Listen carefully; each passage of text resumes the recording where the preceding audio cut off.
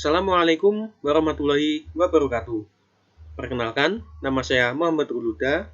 Di sini, saya sebagai moderator dalam jalannya presentasi dari kelompok 6. Kami akan mempresentasikan mengenai perkembangbiakan manusia dan hewan, serta pewarisan sifat. Namun, sebelum sesi pemaparan materi dimulai, izinkan saya untuk memperkenalkan anggota dari kelompok 6, yaitu ada Delia Citra Pratiwi dengan NIM 140, 142, 1166. Yang kedua ada saya sendiri, Muhammad Ruluda, dengan NIM 140, 142, 1180. Yang ketiga ada Yumna Humairo dengan NIM 140, 142, 1181. Dan yang keempat ada Triana Novita Wardah dengan NIM 140, 142, 1450. Baik, selanjutnya kita memasuki sesi pemaparan materi. Kepada Mbak Yumna Humairo, saya persilahkan untuk memaparkan materinya. Baik, saya Yumna Humairo akan menjelaskan tentang perkembangbiakan pada manusia. Perkembangbiakan manusia adalah upaya manusia untuk melanjutkan keturunannya. Dalam perkembangbiakan manusia memerlukan beberapa sistem reproduksi. Sistem reproduksi adalah sebuah rangkaian dan interaksi organ dan zat dalam organisme yang dipergunakan untuk berkembang biak. Reproduksi pada manusia terjadi secara seksual, artinya terbentuknya individu baru diawali dengan bersatunya sel kelamin laki-laki atau sperma dan sel kelamin wanita, yaitu sel telur. Selanjutnya, saya akan menjelaskan tentang organ reproduksi manusia. Yang pertama, alat reproduksi laki-laki terdiri dari organ reproduksi dalam. Yang pertama ada testis. Testis berfungsi sebagai tempat pembentukan sperma. Yang kedua ada epididymis. Yang ketiga ada vas deferens. Gunanya untuk penyimpanan sperma sebelum dikeluarkan melalui penis. Yang keempat ada uretra. Uretra berfungsi menyalurkan sperma dan urin keluar tubuh melalui penis. Yang kelima ada vesikula seminalis, lalu yang keenam ada kelenjar Cooper. Kelenjar Cooper adalah sepasang kelenjar kecil eksokrin yang terdapat pada sistem reproduksi pria. Lalu ada organ reproduksi luar yang terdiri dari satu, penis berfungsi sebagai alat bantu dalam reproduksi. Yang kedua ada skrotum berfungsi untuk memberi ruang untuk testis agar dapat bergerak dan menjaga suhu testis. Lalu selanjutnya ada alat reproduksi pada perempuan, terdiri dari organ reproduksi dalam. Yang pertama ada ovarium. Ovarium berfungsi sebagai tempat pembentukan sel telur. Lalu yang kedua ada oviduk. Oviduk berfungsi untuk menangkap sel telur dan menyalurkan ke ovum ke rahim. Yang ketiga ada uterus, berfungsi sebagai tempat pertumbuhan dan perkembangan janin. Yang keempat ada vagina. Vagina berfungsi untuk mengeluarkan dinding endometrium yang melurus saat menstruasi. Lalu yang kelima ada himen. Himen merupakan membran vesikuler yang menutupi sebagian lubang vagina.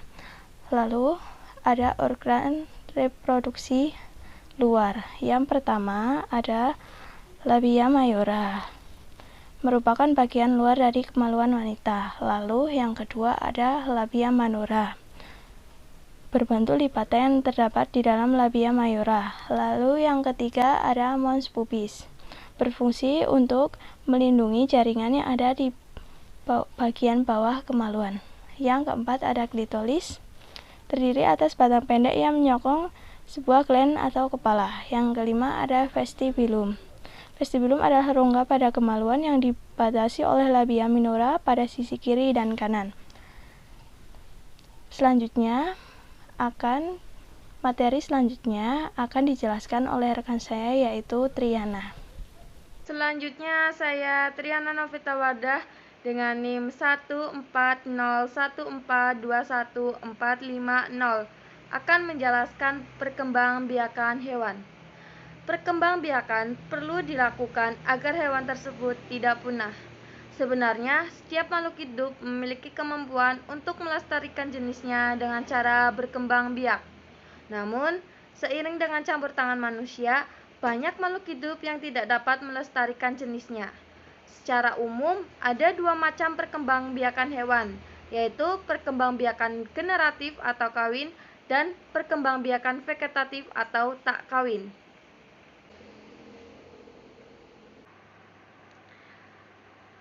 Yang pertama, perkembangbiakan generatif.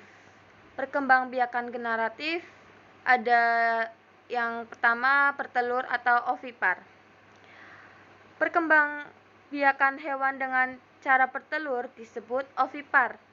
Hewan yang bertelur adalah hewan betina dan dinamakan dengan induk. Hewan ovipar akan mengeluarkan telur dari tubuhnya. Di dalam telur terdapat embrio. Embrio memperoleh cadangan makanan. Telur akan menetas dan menghasilkan individu baru. Contoh hewan ovipar yaitu kelompok unggas, kelompok reptil, atau kelompok ikan. Yang kedua, beranak atau vivipar. Hewan akan mengalami masa kehamilan. Kehamilan terjadi karena adanya proses pembuahan sel telur betina oleh sel jantan di dalam tubuh induk betina. Kemudian mengalami pertumbuhan hingga akhirnya dilahirkan dalam bentuk individu baru yang sejenis. Contoh dari hewan vivipar yaitu sapi, kambing, kucing, anjing, dan lain sebagainya. Yang ketiga ada bertelur dan beranak atau ovovivipar. Hewan ovovivipar menghasilkan telur dan kemudian telur tersebut akan berada di dalam tubuh induknya sampai menetas. Lalu sang induk akan mengeluarkan atau melahirkan dalam bentuk individu baru yang sejenis. Contoh dari hewan ovovivipar yaitu kuda laut, ikan pari, dan paus. Selanjutnya ada perkembangbiakan vegetatif. Perkembangbiakan secara tidak kawin atau vegetatif akan dilakukan oleh hewan dengan tingkatan rendah.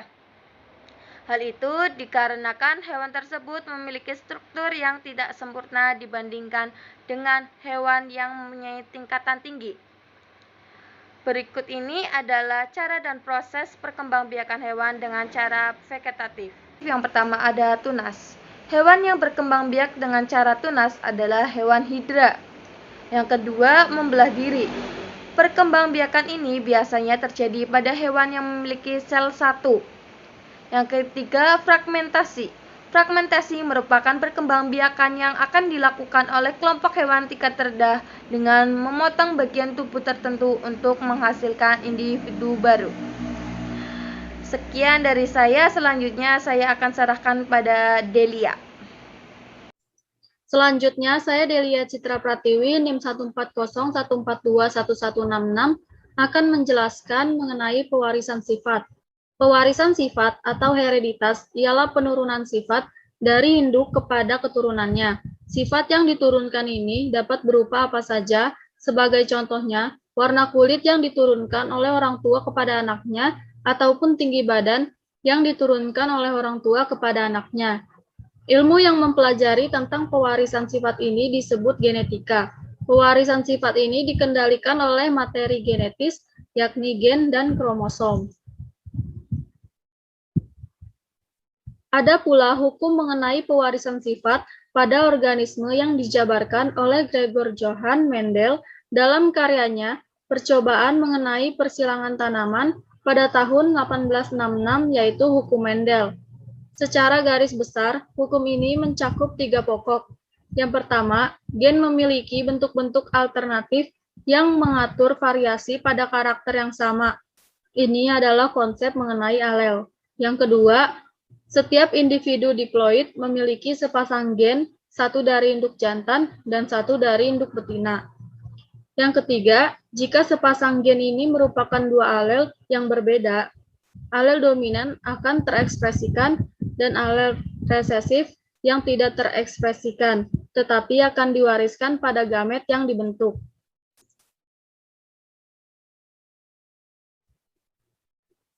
Ada 2 hukum yang menjadi dasar pewarisan sifat, yaitu hukum Mendel 1 dan hukum Mendel 2.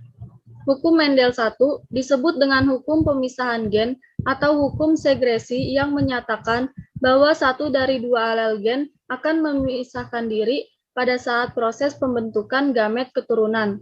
Hukum 1 Mendel terjadi setelah Mendel melakukan persilangan dengan satu sifat beda atau persilangan monohibrid. Lalu hukum Mendel II disebut dengan hukum assortment independent atau hukum asotasi yang menyatakan bahwa alel suatu gen tidak akan memengaruhi gen yang lain. Hukum 2 Mendel menggunakan persilangan dengan dua sifat beda atau disebut persilangan dihibrid. Selanjutnya akan disampaikan oleh rekan saya. Baik, terima kasih Mbak Delia atas kesempatannya. Selanjutnya, saya akan menjelaskan mengenai cara penurunan sifat. Sifat beda yang diturunkan induk kepada keturunannya ditulis dengan simbol huruf. Satu huruf menyatakan sifat yang didapat dari salah satu induknya. Sedangkan sepasang huruf menyatakan sifat beda dari kedua induknya.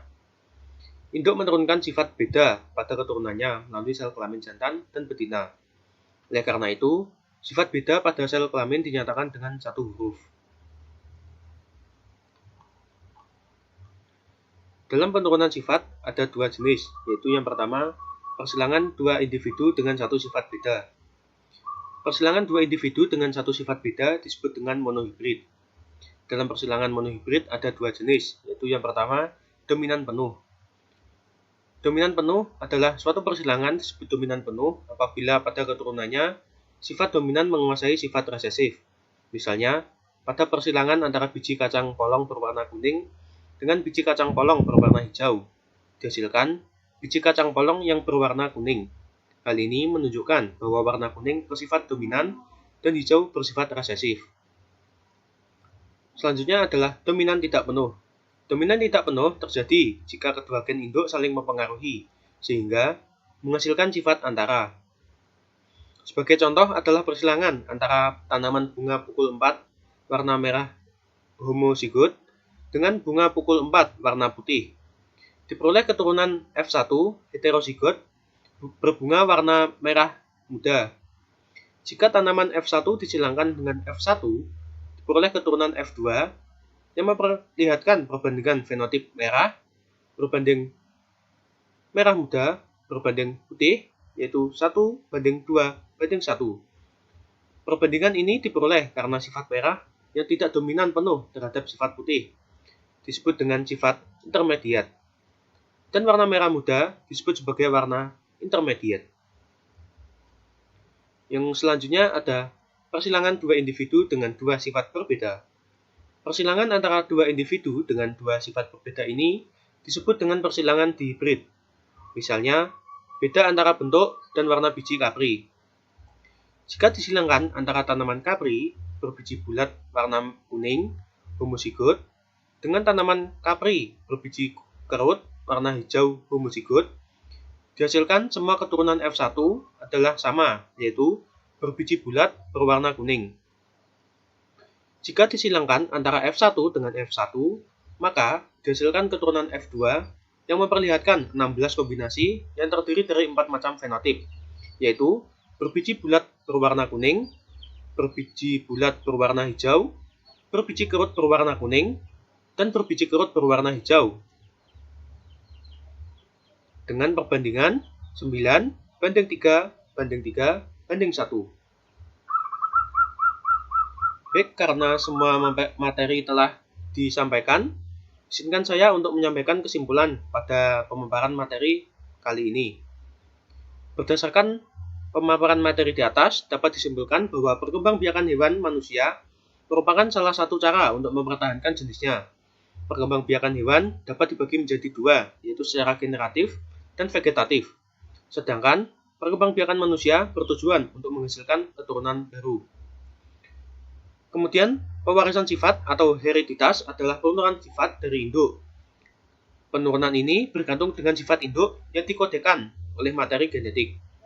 Materi genetik sendiri merupakan substansi inti yang mengontrol aktivitas tubuh. Materi ini memegang peranan penting untuk menentukan proses pewarisan sifat dari induk pada keturunannya.